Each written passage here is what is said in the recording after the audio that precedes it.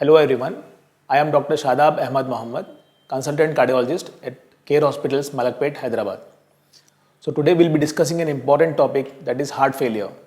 So heart failure is a general term used to identify or describe any dysfunction of the heart muscle. So it can be divided broadly into two categories, that is heart failure with reduced pumping or heart failure with normal pumping. So commonly what we see in the patients is heart failure with reduced pumping. So there are various causes of heart failure with reduced pumping. So normally a heart has to pump all the blood to the body and it has to function every second and every minute to maintain this blood supply to the entire body. So for this it has to receive blood supply in a proper condition. So whenever any dysfunction of the heart muscle occurs, it can lead to heart failure. So there are various important causes of heart failure.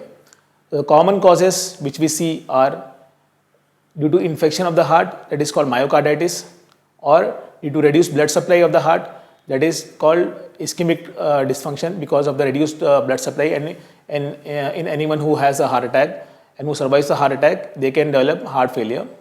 And the other various important causes are high blood sugar and hypertension. And one more important cause which we can see is in pregnant females after delivery, they can also develop heart failure and dysfunction of the heart muscle. So what are the common symptoms of heart failure? So patients can commonly experience difficulty in breathing, whether when they are walking or walking upstairs or when lying down, and they can also develop swelling of the feet, that is pedal edema, or swelling of the face. And along with this, they can also develop giddiness on walking, or they can also experience fainting attacks. And rarely patient can also experience chest pain. So these are the common symptoms of heart failure. So how to treat heart failure? So there are some important drugs and some dietary modifications also. So first we'll see the non-pharmacological intervention, that is how to modify your diet. So patients who have a heart failure should reduce the intake of salt and also reduce the intake of water. So normally, if someone has a reduced pumping of the heart, they should not take more than 1.5 liters of water, and that also depends on their kidney function also. And along with that, the salt intake should be reduced. And they should not take some medicines which can again lead to accumulation of water in your body.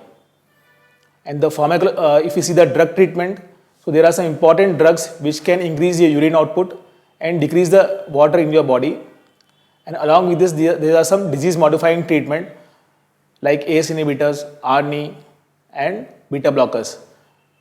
So these are the drug modifying treatment for heart failure, and they lead to increased improvement in the mortality of the patients.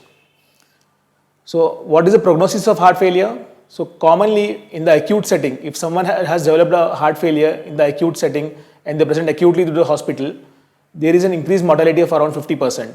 But nowadays with newer treatments and newer modalities of treatment, we have seen that the mortality of heart failure is decreasing, and even the long-term mortality and one-year mortality is also becoming better.